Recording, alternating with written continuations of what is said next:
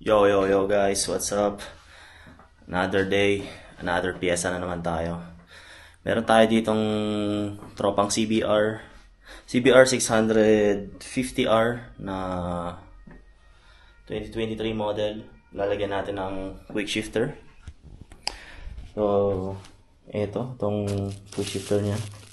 Ito ay original na Honda.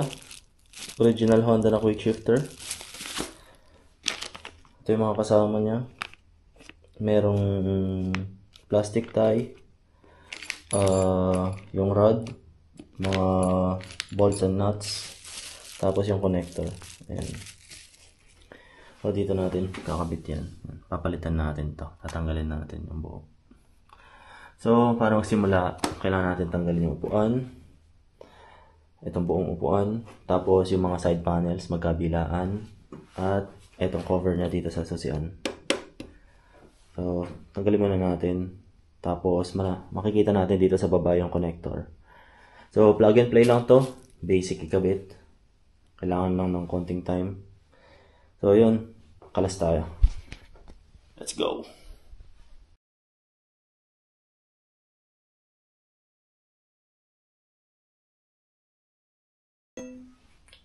So, yun guys. Natanggal na natin yung mga piyesang kailangan tanggalin.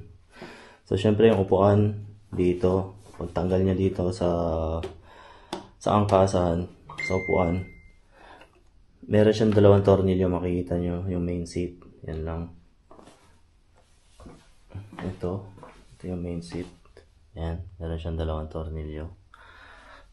Pagkatapos nun, tatanggalin nyo yung mga side panels. Yan nandito. Iisang tornilyo lang yan. Ito. Ayan, meron siyang tornilyo. Isa lang.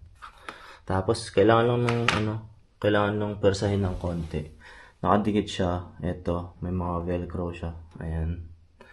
So, yun. Gamitan niya ng konting persa. Tapos, meron siya ditong plastic na tab. Ito yan. Ayan. Kaya, persahin niyo lang ng konti. Tatanggal yan. Same dito sa harapan. Ganon din. Ito yun sa may susian. Meron siyang dalawang tornilyo. Ayan. Dito yan sa harapan. Ayan. Meron siyang dalawang tornilyo. Tapos, may mga velcro din siya. Ayan. At yung mga plastic na tab. Ayan. Yun lang. Persahin nyo lang ng konti. Tapos, sa ilalim na ito, meron naman tong cover ng susian. Ayan. Meron siyang dalawang, ayan, yung maliit na tornilyong itim. Ito. Yung plastic. Yan. Push nyo lang yung gitna, tapos matatanggal na. After that, dito na tayo sa baba. Ito. Size 10 na socket, magkabilaan. At pwede na natin iangat yung tank. So, nandun na yung kailangan nating connector. Nandun yung kulay blue. So, yun. Tanggalin natin tong dalawa, magkabilaan, tapos angat na natin. So, yun guys. Pagkatapos natin tanggalin yung dalawang size 10, pwede na natin iangat yung mismong tank. At para magka-access tayo, pwede nyong lagyan ng something na matigas dito sa ilalim ng tank para mag-hold lang. Para nakaangat yung tank. Ayan, para may space. Para makapagtrabaho tayo dito. So, ito yung kailangan nating connector. Itong kulay blue. Ayan. So, plug and play nga lang siya. Ayan, dito natin ikakabit. So, ngayon, dito muna tayo sa baba. Tatanggalin natin tong connector niya sa shifter. Tapos, papalitan natin yung rod. Ilalagay natin yung quick shifter. So, ayan. Kalasin natin ito.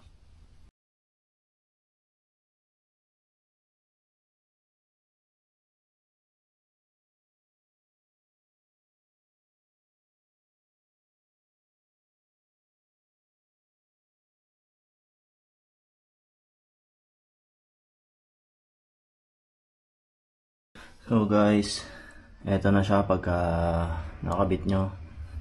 Ayan, dito.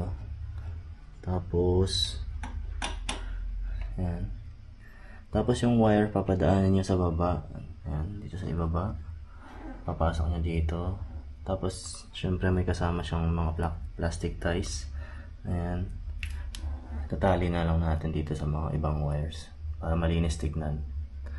Tapos yan, papadaanin sa baba, then dito i-connect natin doon sa blue na connector. Yan lang. So yung blue na connector, meron siyang takip. Ito, tatanggalin nyo lang yung takip, tapos i-connect nyo yung wire ng quick shifter. So yun lang, tatali natin yung mga wires para malinis, tapos ibalik na natin, tapos road test natin. Yan. Guys, tayo sa labas, road test tayo. Yan. Okay. Yan, tunog ng CBR 650R na stock pipe. All stock pa tong motor ni tropa.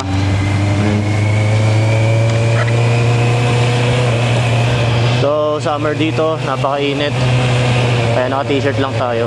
Dito lang naman natin tatry sa malapit.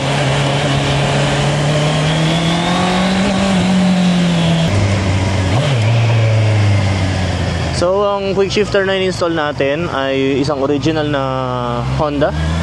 At ito ay quick shifter lang, wala siyang bleeper. So sa mga hindi nakakaalam, ang quick shifter ay upshift lang siya. At hindi siya up and down, itong Honda original.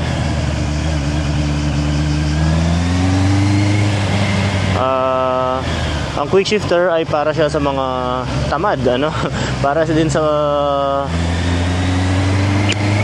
mga mabilis mapagod sa mga ride, para hindi na kayo nagka-clutch. Shift lang kayo ng shift ng gears kahit hindi na mag-clutch.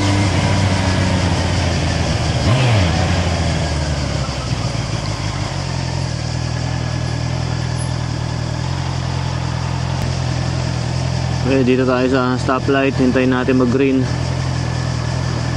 Pagka green, try natin kung smooth yung pasok ng quick shifter nyo to.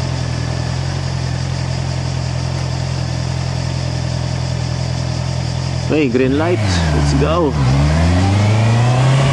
Oh guys, segunda, tercera, cuarta, quinta, sexta. Walang clutch yun. Ayos. So sa downshift kailangan natin mag-clutch syempre, dahil nga wala siyang bleeper. Upshift lang siya. So try natin ulit. Downshift. Okay, segunda, tercera, cuarta, quinta, sexta. Ayos, pasok. Ang smooth lang. Ang smooth sobra. Wala siyang hindi siya dumadamba. Tara, katawin natin ng konti lang, dahil wala tayong gear, naka t-shirt lang tayo at naka shorts pa ako. Galing pa akong garage tapos na magkalikot. Downshift. May kotse. Okay, segunda tayo. Tercera, cuarta, quinta. Ulit ang ganda.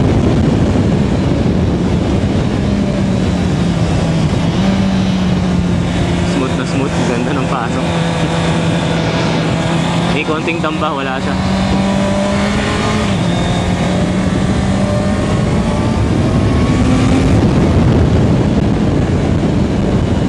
Sarap gamitin ng inline 4.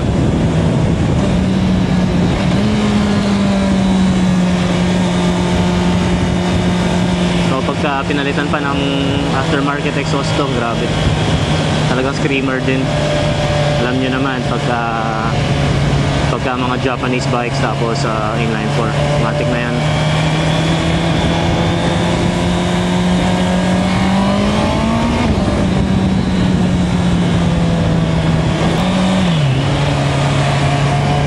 So yun lang guys, sana nagustuhan yung video. Thank you for watching.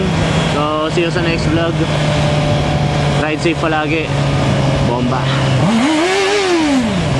Yeah. Hi guys, thank you.